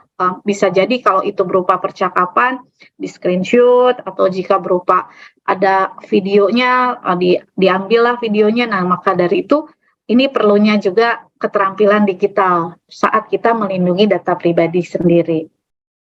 Dan yang terakhir nih, karena sekarang eranya semua kayaknya sangat berminat ya menjadi konten kreator besar gitu, dan bahkan Bapak Ibu sekolah juga barangkali sudah memberikan tugas-tugas ke siswanya dalam bentuk tulisan dan video ya, seperti itu karya-karya digital. Ada hal yang juga kita tetap harus lakukan selama kita punya nilai Pancasila dan Bhinneka Tunggal Ika, yakni menghargai haki. Haki adalah hak kekayaan intelektual yang merupakan hak eksklusif yang timbul sebagai hasil olah pikir serta kreativitas yang membuahkan produk atau proses yang berguna bagi manusia. Nah, ini berlaku juga ya di media digital. Jadi kalau misalnya hak itu contohnya lagu, film, buku lah ya, yang simpelnya yang kita bisa lihat sehari-hari. Nah, apa yang tidak boleh kita lakukan kalau kita bangsa Indonesia yang menjunjung tinggi nilai Pancasila? Stop penjiplakan ya. Jadi jangan menjiplak. Pastikan karya orang lain ketika gambar atau videonya di konten kita itu masuk harus memperoleh izin terlebih dahulu ya. Terus duplikasi, ini duplikasi biasanya kita beli sesuatu yang mungkin harganya agak mahal, terus kita fotokopi atau salin lagi ke dalam bentuk lain, lalu dijual dengan maksud, ada yang maksudnya untuk dapat keuntungan, ada juga untuk maksud mungkin ganti biaya ya, itu bisa juga dilakukan. Tapi ini sebenarnya tidak boleh. Dan yang terakhir, distribusi tanpa izin. Jadi terus kita kumpulin semua yang bagus-bagus dan orang di-invite untuk hadir di streaming kita dan kita memperoleh uang. Ini juga merupakan perbuatan melanggar HAKI. Nah, terakhir di kesimpulan mungkin saya ceritanya kecepatan atau gimana, tapi mudah-mudahan bisa adik-adik tangkap. Dunia digital adalah dunia kita sekarang ini ya. Jadi mari mengisinya dan menjadikannya sebagai ruang yang berbudaya, tempat kita belajar dan berinteraksi, tempat anak-anak kita bertumbuh kembang, sekaligus tempat di mana kita sebagai bangsa hadir dengan bermartabat. Nah, startnya dari adik-adik yang udah ikut literasi digital ini ya. Demikian modul-modul lainnya tentang literasi digital bisa di-download di sini. Saya kembalikan lagi ke Kak Sasa. Terima kasih. Terima kasih Bu Hani atas paparannya tadi dari pilar budaya digital. Ngomong-ngomong soal budaya digital nih Bu, kan arus informasi di internet cepet banget ya. Dan ini bisa mempengaruhi pola pikir seseorang. Sebenarnya kalau menurut Ibu, gimana caranya untuk menguatkan karakter individu, terutama buat teman-teman di sini yang masih anak-anak yang cenderung masih labil nih ketika dapat informasi terus pengen di-share ke orang lain. Iya, itu tantangan ya. Sebenarnya semuanya juga kembali ke asuhan keluarga ya. Kalau masih usianya masih labil ya, ke keluarga, ke sekolah ya. Tapi adik-adik sendiri, kalau menurut saya dari sekarang udah mulai bisa nih belajar. Misalnya kita bisa cari kayak panutan ya, yang suka olahraga dengan siapa, terus yang suka seni dengan siapa. Nah, sebenarnya kan kita juga kalau dibekali dari keluarga yang hangat, terutama bisa ngobrol sama orang tua, gunakan, manfaatkan gitu ya. Sambil kita juga belajar bahwa orang-orang sukses di luaran itu yang udah bisa berhasil itu kan juga pasti punya effort, punya usaha yang sudah dilalui. Jadi saran saya adik-adik ini banyak juga belajar dari yang itu, orang-orang berhasil yang sudah melalui kegagalan-kegagalannya gitu. Banyak-banyaklah belajar biografi, bukan belajar ya, baca-baca lah dari kita yang sukses ya. Mungkin cari role model yang baik juga ya. Betul, dan cari yang baik tentunya, contoh yang baik gitu. Oke. Ya. Terima kasih Bu Hani atas jawabannya. Tadi juga paparannya menarik dan tentunya bermanfaat buat netizen asyik yang sudah hadir pada Zoom hari ini. Nah, teman-teman setelah mendengarkan paparan dari ketiga narasumber kita nih, pasti netizen asyik punya pertanyaan ya. Yang punya pertanyaan boleh tulis pertanyaannya di kolom komentar yang tersedia. Formatnya nama, ditujukan untuk siapa, dan isi pertanyaannya apa. Nah, karena sudah banyak pertanyaan yang masuk, saya akan bacakan 3 yang paling menarik ya. Yang pertama boleh ditampilkan. Dari Kakak Nazila Nurlaila untuk Pak Aldi Triwahyudi. Saat ini pemerintah sudah gencar untuk menginformasikan literasi digital dan mengajak masyarakat untuk melawan provokasi di media sosial.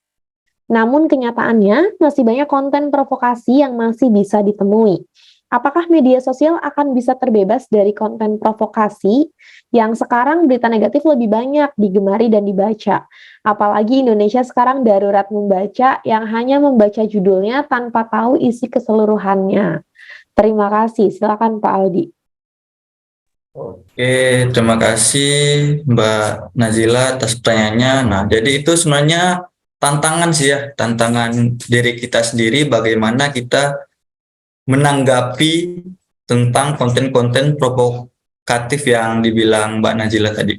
Nah, sebaiknya kita ya tadi yang di awal dari video tadi ada dibilang jangan baper gitu. Nah, jadi kita tuh jangan sedikit-sedikit tuh baper gitu. Jadi ada konten provokatif, ya lebih baiknya diam. Betul, pepatah mengatakan diam adalah emas. Jadi sebaiknya hal yang bukan urusan kita itu jangan mengikut campur lah gitu. Mungkin balik lagi ke diri kita masing-masing sih. Mungkin itu Mbak Irda, mudahan bisa membantu. Oke, jadi jangan ikut terpancing ya kalau ada konten-konten apalagi yang kita nggak ada kaitannya gitu ya. Nah, benar. Oke, terima kasih Pak Aldi atas jawabannya. Ya, Kita sama-sama lanjut Mbak ke Irda. pertanyaan kedua dari Kakak Vera Rukmana untuk Pak Ahmad Rofahan. Dengan adanya digitalisasi yang sangat pesat dan ditambah tingkat pengetahuan masyarakat terhadap internet tinggi, hal ini justru sering disalahgunakan. Misalnya menggunakan VPN atau Google negara lain guna mengakses hal yang negatif dan telah diblokir oleh Kominfo. Menurut Bapak, bagaimana tingkat keamanan pemblokiran situs di Indonesia? Bagaimana kita membatasi anak-anak di bawah umur agar tidak bisa mengakses hal tersebut? Bagaimana kita sebaiknya merehabilitasi mandiri jika anak tersebut sudah kecanduan akut mengenai situs tersebut? Ya, baik. Kalau saya ilustrasikan seperti ini, maling itu pasti dia menemukan cara terbaru untuk bisa membobol sebuah benda yang mau dicuri. Misalkan benda itu memiliki tingkat keamanan lebih tinggi, maka nanti maling juga akan mencari cara untuk membobol. Nah, sekarang menurut saya pemerintah sudah cukup maksimal untuk memblokir situs-situs yang tidak baik, tidak mendidik, dan sebagainya. Namun sayangnya, dengan perkembangan juga banyak juga cara-cara untuk bisa mengakses melalui jalur belakang. Nah, tadi misalkan menggunakan VPN dan sebagainya. Nah, apa yang harus dilakukan? Yang pertama ya tadi, yang harus dikuatkan adalah literasi digitalnya. Karena itu yang menjadi inti. Ketika literasi digitalnya sudah jalan dan orang-orang sadar bahwa ini baik dan ini buruk, maka saya yakin akses ke arah situ akan lebih berkurang. Atau bisa juga dengan pengaturan. Misalkan di akses wifi kita di rumah dan sebagainya, apa saja yang bisa diakses, situs-situs apa saja yang bisa diakses. Sehingga nanti bisa mengurangi beberapa situs-situs yang diarahkan untuk tidak diakses, misalkan untuk game online atau situs-situs yang tidak mendidik lainnya bisa kita kita coba atur itu agar tidak bisa diakses oleh pengakses dari jaringan internet itu. Seperti itu sih, Mbak. Baik, terima kasih Pak Ahmad Rofahan atas jawabannya. Teman-teman, itu dia tadi jawaban dari pertanyaan-pertanyaan netizen asyik Indonesia yang telah disampaikan oleh para narasumber. Semoga jawabannya bisa mewakili pertanyaan seluruh peserta yang ada di Zoom hari ini. Karena sudah tiba juga di penghujung acara, saya ingin mengundang kembali para narasumber untuk memberikan kiat-kiat sebagai closing statement-nya dari masing-masing pilar nih. Mungkin yang pertama saya akan meminta Pak Aldi. Silakan Pak Aldi. Oh sorry, pertanyaan ketiga. Oh, Sorry ya, udah mau buru-buru aja kayaknya, mau buka puasa sebentar lagi ya. Dari Kak Eka Karunia untuk Bu Hani Purnawanti. Dikatakan bahwa anak-anak Gen Alpha adalah generasi yang sejak lahir terpapar segala teknologi. Tetapi tentunya hal tersebut membawa dampak positif dan negatif. Di mana salah satunya yang dikhawatirkan adalah kurangnya interaksi sosial yang mereka lakukan dengan orang lain. Apakah ada tips atau cara dari Ibu Hani agar kita tetap dapat mengembangkan interaksi sosial mereka agar lebih kreatif dan dapat memunculkan rasa empati mereka? Karena kalau saya lihat saat ini mereka sangat memiliki ketergantungan dengan teknologi dan sehingga membuat mereka merasa malas untuk berinteraksi sosial secara langsung. Silakan Ibu Hani. Iya, aduh pertanyaannya keren banget. Iya, terima kasih.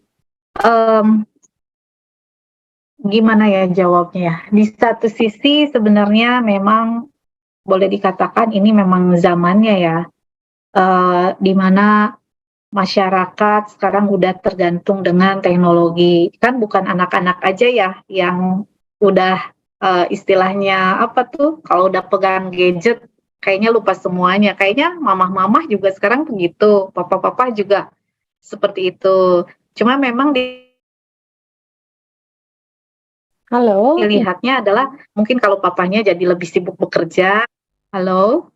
Iya, Ya. suaranya putus-putus. Ibu mungkin videonya boleh dimatikan. Oh, oke, saya matikan dulu ya. Ya, saya melihatnya gini ya, karena memang sekarang itu kan teknologi memang tidak bisa dibendung lagi. Kalau kita sekarang meminta orang lebih interaktif juga, lebih aktif juga, atau lebih peduli juga, sampai batas mana ya sebenarnya?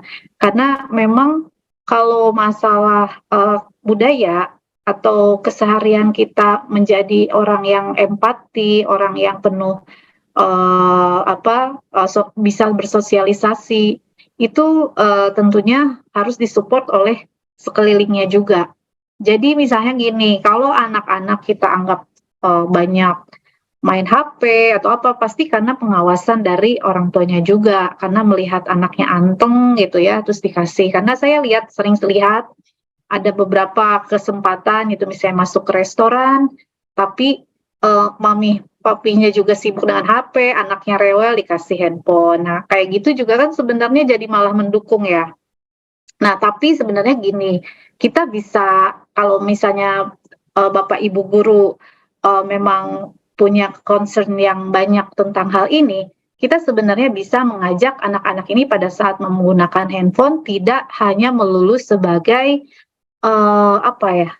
pengguna gitu, tapi menjadi kreator, menjadi penghasil konten dengan cara kita ajak, misalnya kita kasih semacam dorongan, Bapak Ibu misalnya kasih tugas yang terkait pembuatan video, bagaimana pelajaran IPA-nya itu divisualisasikan kayak gitu.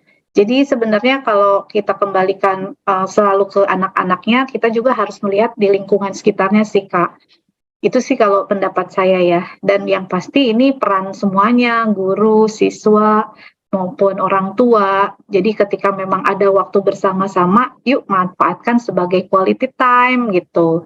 Karena hidup kita nih terbatas loh waktunya, jangan sampai pada saat bersama-sama kita tidak bersama, tapi waktu nanti kita sendiri-sendiri sebenarnya kita akan butuh orang lain gitu. Lebih ke ajakan untuk kitanya bareng-bareng gitu kalau memang mau berubah gitu, Pak. Oke, mungkin bisa menggunakan screen time juga kali ya Bu ya, biar anak-anak nggak terlalu sering main gadget juga dan lead by example dari orang tuanya ya. Kadang anak juga ngeliat dari orang tuanya, sebelum tidur orang tuanya main handphone. Ya Iya. pantas kalau anaknya main handphone terus juga, gitu kali ya. Iya, ya bareng-bareng lah ini ya. Ya. Oke, terima kasih Ibu Hani atas jawabannya. Teman-teman, itu dia tadi jawaban dari pertanyaan netizen asyik yang telah disampaikan oleh para narasumber. Semoga jawabannya bisa mewakili seluruh pertanyaan peserta yang ada di Zoom hari ini. Nah, sekarang baru masuk penghujung acara ya. Saya ingin mengundang kembali para narasumber untuk memberikan kiat-kiat sebagai closing statement-nya dalam tema etika pelajar di dunia digital dari masing-masing pilar. Yang pertama saya akan meminta Pak Aldi dari Pilar Kecakapan Digital. Silakan Bapak, satu kalimat. Oke.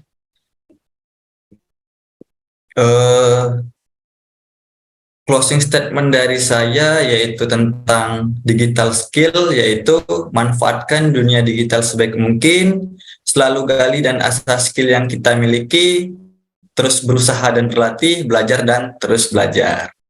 Oke, terima kasih Pak Aldi. Yang kedua kita dengarkan closing statement dari Pak Ahmad Rofahan dari Pilar Keamanan Digital. Silakan Bapak. Halo, baik, terima kasih. Untuk saya mengingatkan kepada teman-teman semua untuk menjaga jejak digital dan juga data pribadi kita semua di dunia maya. Itu saja, terima kasih. Oke, terima kasih. Yang terakhir kita dengarkan closing statement dari Ibu Hani dari Pilar Budaya Digital. Silakan Ibu. Iya, dari saya sebebas apapun kita menggunakan hak kita sebagai warga Indonesia, kita tetap harus menjaga hak-hak atau reputasi orang lain dan menjaga keamanan nasional atau ketertiban masyarakat atau kesehatan atau moral publik selama kita berekspresi di ruang digital. Terima kasih. Terima kasih Ibu. Terima kasih kepada para narasumber kita juga yang telah berbagi kiat-kiat dalam tema etika pelajar di dunia digital yang tentunya sangat bermanfaat bagi netizen asyik yang sudah hadir pada Zoom hari ini. Untuk memperjelas, saya mau kasih resume sedikit ya. Internet adalah anugerah, tetapi bisa menjadi bencana apabila kita tidak bijak dalam menggunakannya. Teknologi yang canggih sekalipun punya dampak positif dan dampak negatif. Positifnya, kita bisa mengakses semua informasi dengan cepat dan mudah. Tapi ada juga dampak negatifnya loh teman-teman. Biasanya nih dari kecanggihan teknologi muncul banyak kejahatan digital. Misalnya hoax, ada penipuan digital, ada juga cyberbullying, bahkan sampai terorisme. Sebagai warga negara Indonesia yang baik, kita perlu menerapkan nilai-nilai Pancasila sebagai dasar budaya sekalipun berada dalam dunia digital. Karena sejatinya dunia digital dan dunia nyata itu sama aja. Yang membedakan kalau di dunia digital kita ada layar monitornya ya teman-teman ya. Jadi kita tetap harus beretika, bisa menjunjung toleransi dan menghargai hak-hak setiap orang dalam dunia digital. Dan yang paling penting jangan percaya 100% sama siapapun dalam dunia digital ya teman-teman ya. Itu aja, saya juga ingin mengucapkan selamat kepada 10 pemenang saldo dompet digital. Nih 10 pemenang dengan pertanyaan terbaik. Ada siapa aja kakak?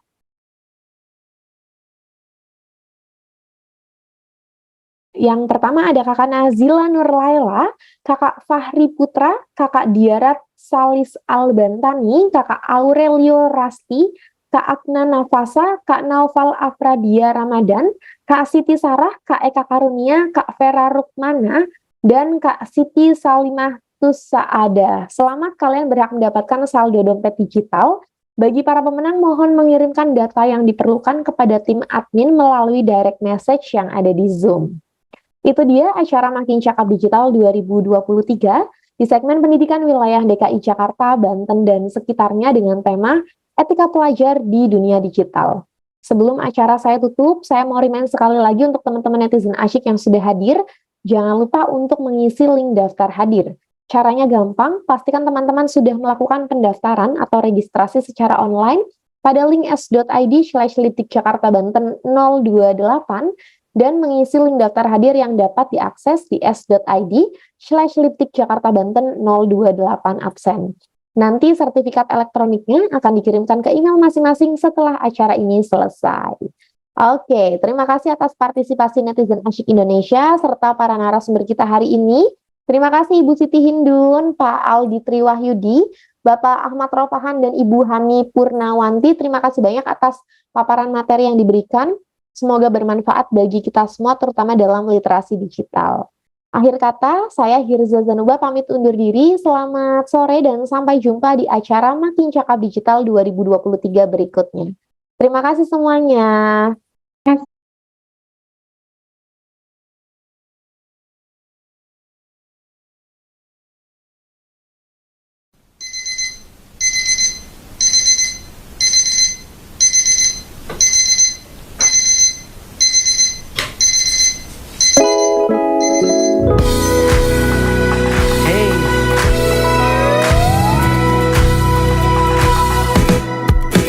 Hari ini, mulai hari ini, jangan lepas kesempatan di depan mata. Bebas mencari yang jadi inspirasi, bebas mencipta apa yang disuka. Telusuri, terus telusuri, bacakan tanda tanya dalam sanubari. Oh, temukan kuncimu tanpa ragu lagi. Masa depanmu penuh warna-warni. Di dunia maya, kita semua punya cerita. Di dunia maya, kita semua bisa berkarya. Selama dunia masih berputar, Selama hati masih berdebar, semakin cakap kita beri yang terbaik ke dunia. Jangan lagi, oh janganlah lagi tampilkan yang berbeda dengan